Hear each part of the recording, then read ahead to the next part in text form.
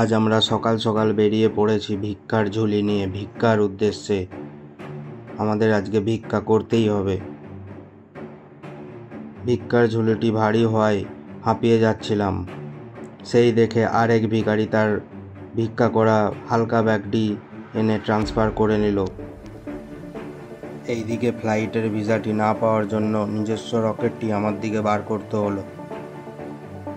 এইবার দুই ভিখারি বেরিয়ে পড়লাম ভিক্ষার উদ্দেশ্যে ভিক্ষার ব্যাগ নিয়ে। দুজনেরই একটাই মিশন ছিল, মিশন ভিক্ষা।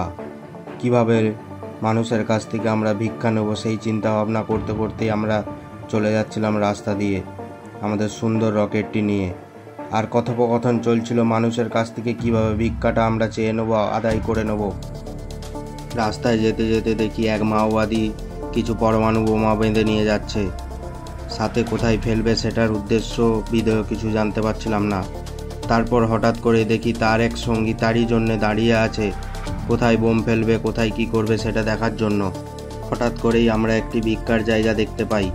আমরা ঠিক করলাম যে না, এই জায়গাটা হয়তো সুইটেবল আমাদের জন্য ভিক্ষা করার জন্য। সেই জন্য আমরা বেরিয়ে পড়লাম, কিন্তু ও বলল না, আমরা একটু এগিয়ে যেতে পারি। এইদিকে সূর্য মামাকে বেরোতে দেওয়া হয়নি বলে রাগ করে বসেছিল মেঘের ভিতর। এদিকে এদেশে যে বোম এত সস্তায় সেটা জানা ছিল না। লোক তাই বস্তায় করে বয়ে নিয়ে যাচ্ছিল যত বোম।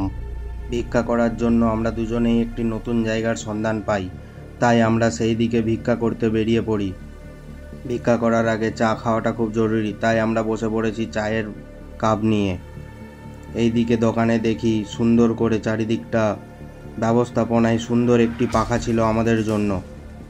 তাই দুজনেই চায়ের উদ্দেশ্যে হাসতে হাসতে আমরা মনের আনন্দে চা খেতে লাগলাম। কি সুন্দর করে চুমুক দিতে দিতে আমরা চা খাচ্ছিলাম। হঠাৎ করে দেখি সবুজ ঘাসের বুক চিরে কিছু বেগুন গাছ উঠে পড়েছে মাথা নাড়া দিতে। জানি না এদের উদ্দেশ্য কি, তবে এই দিকে উদ্দেশ্য দেখতে দেখতে আমার বন্ধু ভিক্ষা করা বাদ দিয়ে চুরির পথে রওনা দিল।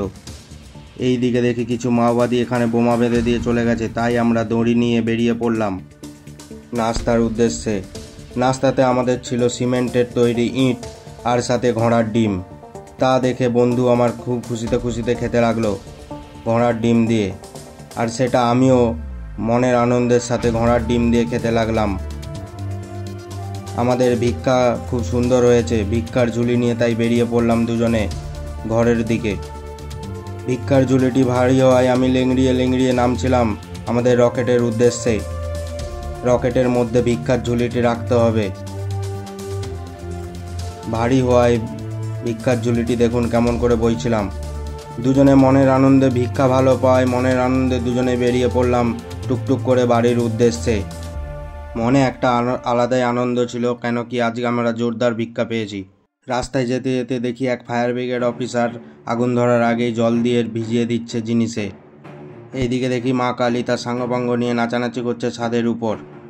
গাড়িতে স্মাগলিং হচ্ছে দেখে কি মামা নেমেছে আজ রাস্তায়। এইদিকে বোমের সতর্কতা পেয়ে কিছু লোকজন বেরিয়ে পড়েছে মাঠের মধ্যে। এইসব দেখতে দেখতেই আমরা আজ বাড়ি ফিরে এলাম মনের আনন্দে।